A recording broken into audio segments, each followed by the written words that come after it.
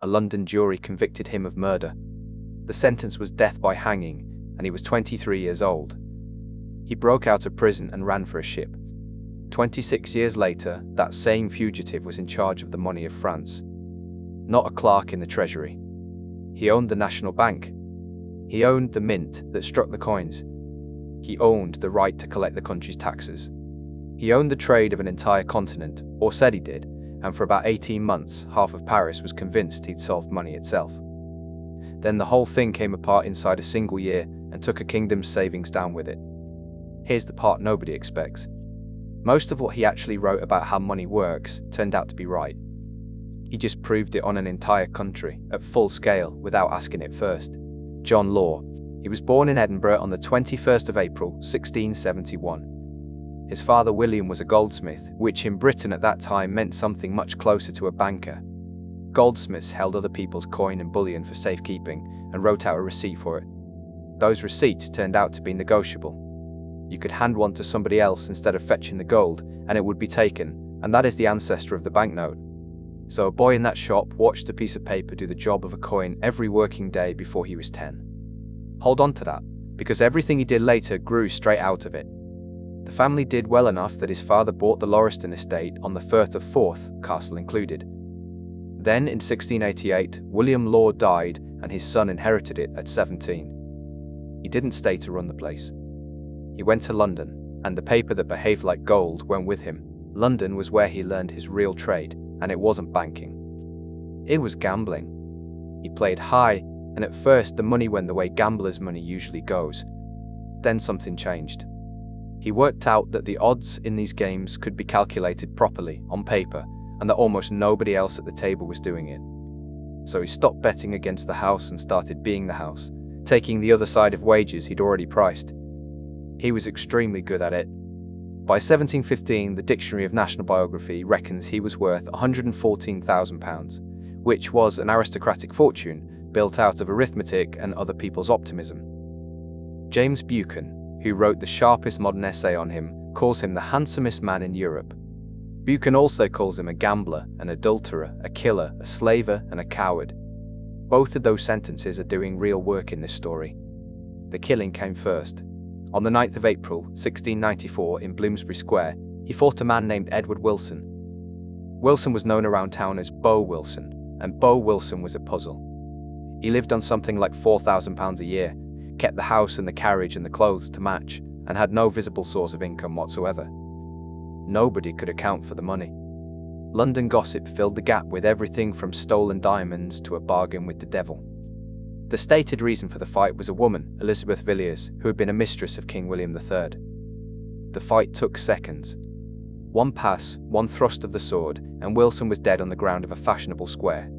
Then Wilson's private papers were removed from his lodgings, and nobody has seen them since. That isn't what normally happens after a quarrel over a woman. He was tried at the Old Bailey in front of a judge called Sir Lathiel Lovell, and the jury found him guilty of murder. Not manslaughter. Murder, which carried a rope. He was held in Newgate to wait for it. Then the sentence was commuted to a fine, on the reasonable ground that two armed men agreeing to fight is not an ambush.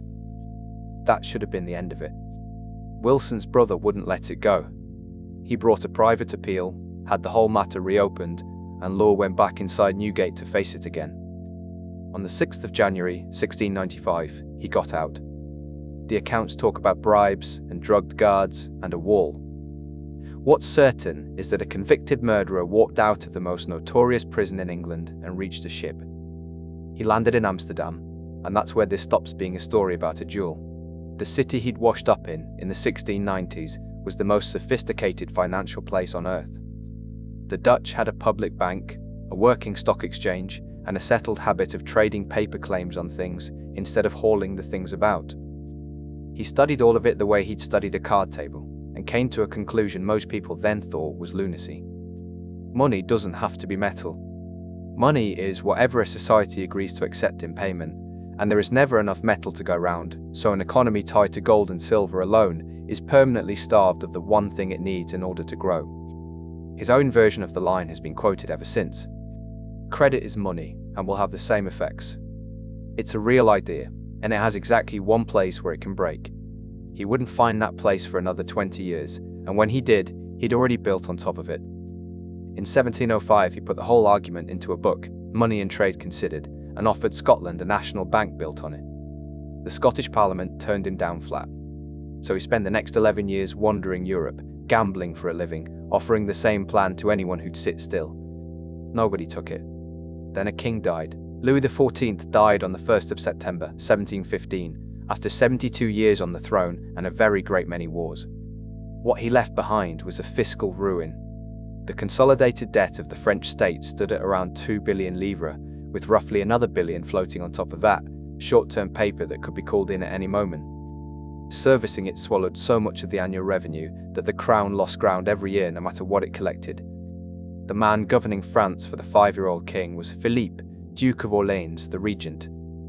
Philippe had two conventional options, and both were terrible. He could default on the debt and wreck the crown's credit for a generation, or he could debase the coinage and rob everybody quietly, which French kings had done often enough that people watched for it. What he had instead was a Scottish gambler he knew socially, who claimed there was a third door. On the 2nd of May 1716, the regent let him open a bank. It was private, a joint stock company, the Banque Generale, 1,200 shares at 5,000 livres of face value each. He took a quarter of it himself, the king held a few hundred shares, and the bank got a 20-year privilege to issue notes.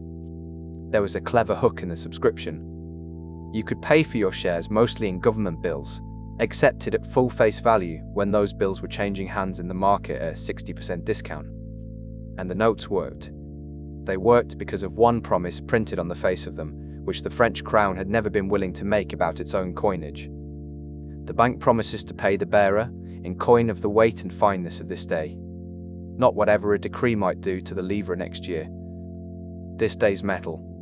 By the end of 1718, there were notes for 39.5 million livres circulating, trusted, passing at their full value. This was the good part. Then he went after the debt itself. In August of 1717, the Regency Council approved a new venture, the Company of the West, handing it a 25-year monopoly on the trade of Louisiana and on the Canadian beaver fur, plus the whole of Louisiana as a perpetual fief. Louisiana then meant the entire Mississippi Basin, a claim on something like a third of what is now the United States. The mechanism is the genuinely clever bit. You couldn't buy shares in the company with cash. You bought them with French government debt paper at face value, and that paper was trading at a deep discount because nobody seriously expected to be paid. So the state's creditors handed in their bad bonds, walked away holding shares in a trading empire, the national debt quietly turned into company equity, and the interest bill came down. Everybody won, on paper. In the spring of 1718, the company put a settlement on a bend in the river and named it after the regent. New Orleans. Now the company had to make Louisiana worth something. It couldn't, so it lied, and then it did something worse than lying. The lie went out first, on paper, across France. Prints showed an orderly, prosperous New Orleans that did not exist. Guillaume de Lisle's map of 1718 put mountains full of ore into a territory that had no gold or silver in it at all. A portrait engraved in Amsterdam set him in front of a formal French lawn with implausible mountains behind, standing in for mineral wealth nobody had found. This was advertising, and it was knowingly false. The worst thing is not a myth and doesn't get softened here. The colony needed labor it did not have, and the company's charter obliged it to ship 3,000 enslaved Africans to Louisiana within 10 years. It exceeded that obligation. Between 1719 and 1731, under company control, its ships landed more than 6,000 African people in Louisiana and sold them into slavery. When the company failed, that traffic failed with it. Arrivals dropped from over 1,100 people in 1721 to fewer than 100 across the next 3 years together. France also emptied prisons into the colony, shipping convicts and people picked up off the street across the Atlantic to make the numbers work, until the practice was banned a few years later. Go back to Paris, too, before any of that traffic had begun. On the 4th of December 1718, the state took the bank over. The Banque Generale became the Banque Royale, guaranteed by the crown. That reads like a promotion. It was the moment the thing turned dangerous, and it's the answer to the question the good years had been quietly hiding. A private bank that issues notes has one hard limit. Issue too many, fail to redeem them, and the bank dies. That limit is the whole of the discipline. A royal bank has no such limit, because the state that owns it can simply order more paper printed and declare it good. From January of 1719, the notes going out stopped being backed by coins sitting in a vault. Over the year that followed, the paper in circulation grew about tenfold. So the man whose entire reputation rested on a note that could not be devalued was now running a printing press on behalf of a government, and the only break on that press was him. 1719 was the year Paris lost its mind. The company kept swallowing things. In May, it absorbed the East Indies Company and became the Company of the Indies, though everyone in the street called it the Mississippi Company. On the 25th of July, it bought control of the royal mints. On the 27th of August, it took over the collection of France's taxes. 4 fresh share issues went out between the 26th of September and the 4th of October, funded by 50 million livres of newly printed banknotes, and that's the loop you should be staring at. The bank printed the money that bought the shares in the company that had absorbed the bank. All of it traded in the Rue Quincampoix, a narrow, filthy street where the company kept its offices, and for 2 years that street was the financial centre of Europe. Dukes stood in it beside their own servants. People died in the crush there, which is documented, though the tidy casualty figure you'll see quoted has nothing behind it. A share issued at 500 livres was past 1,000 by July, around 3,000 in August, about 5,000 by September. On the 5th of January, 1720, he was made Controller General of Finances. A Scot by birth, convicted in England of murder, escaped out of Newgate, was now the Finance Minister of France. In February, the bank was merged into the company outright, so a single institution held the note issue, the mints, the tax collection, the national debt, and the colonial trade. Nothing quite like that arrangement has existed before or since. Personally, he was one of the richest men alive. He owned a third of the Place Vendôme. He owned the Hôtel de Neves, which today is part of the French National Library. He held something like 15 country estates. And a new word was going round Paris that autumn for men like him: millionaires. You'll be told that a particular man coined it on a particular street corner in 1719. That story traces back to somebody editing an online encyclopedia, and the dictionary evidence puts the French word earlier than the bubble anyway. What's real is that Paris in 1719 suddenly needed a word for this and reached for one. It came apart the way these things always come apart, with somebody asking for their money. Through the spring of 1720, enough holders tried to turn shares and notes back into gold that the arithmetic became visible to everybody at once. There was nowhere near enough metal. So he tried the one honest move left to him, and it finished him. On the 21st of May, he decreed a controlled devaluation, cutting the official value of both the notes and the shares roughly in half, in stages, on the reasoning that a managed climb down is survivable and a panic isn't. He was probably right about that. It made no difference. Public reaction was violent enough that the decree was reversed within about 6 days, and the reversal proved the exact thing everyone had feared.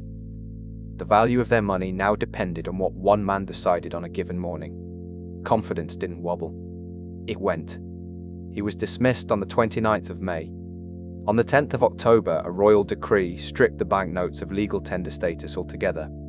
Paper that had been the money of France was, by order, paper.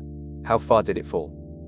In January of 1721, a share could be had for the value of 1 gold louis, 45 livres, when a year earlier the same share had been changing hands for thousands. On the peak itself, treat anyone who gives you a single confident number with suspicion. The Federal Reserve Bank of New York puts the top around 15,000 livres at the end of 1719. Other accounts say 9,000 or 18 or 20. What nobody disagrees about is the shape. 500 livres to something in the thousands, 20 times over or thereabouts, then back to nothing in about 12 months. Louisiana, the asset all of it stood on, was worth a fraction of the story told about it, and stayed a costly, thinly settled colony for decades.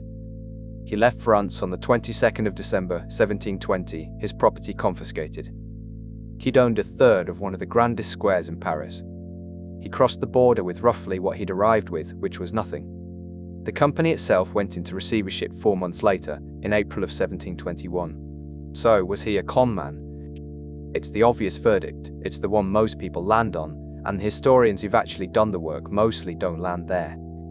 Antoine Murphy, whose biography won the Blanqui Prize, treats him as a serious monetary theorist who anticipated a great deal of modern central banking and points out that much of the wealth apparently destroyed in the crash had never existed anywhere except on paper. That does nothing for the ordinary note holders who were genuinely ruined, but it changes what the number means. Francois Velder, at the Federal Reserve Bank of Chicago, lays the question out as three possibilities and takes each one seriously. Was it a bubble, was it a sovereign default in a costume, or was it a swindle? His reading is that the underlying operation, converting government debt into company equity, was sound, and that the fatal error was propping the share price at a level it could never hold, which forced the printing that killed it. And the duel that started all of this has never been solved either. Netta Murray Goldsmith argues that no patron anyone knew about was rich enough to keep Beau Wilson in that style, and proposes King William III himself. That's one historian's case, not a finding, but it would explain the papers. The last 9 years were quiet and shabby.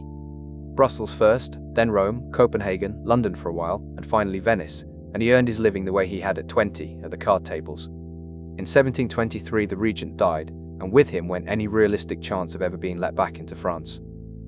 On the 21st of March, 1729, he died of pneumonia in Venice, poor. He's buried in the church of Saint Moise, a short walk from where the gambling rooms were. The epitaph published that year is the fairest thing anybody said about him, and it manages to be a compliment and a joke at the same time. Here lies a celebrated Scotsman, this calculator without equal. He'd calculated the odds at every table he ever sat down at, and he got the mathematics of an entire national economy very nearly right. He lost on the one variable he was never able to price, which is what a frightened crowd does at 9 o'clock in the morning. Two things outlived him. The first is a city.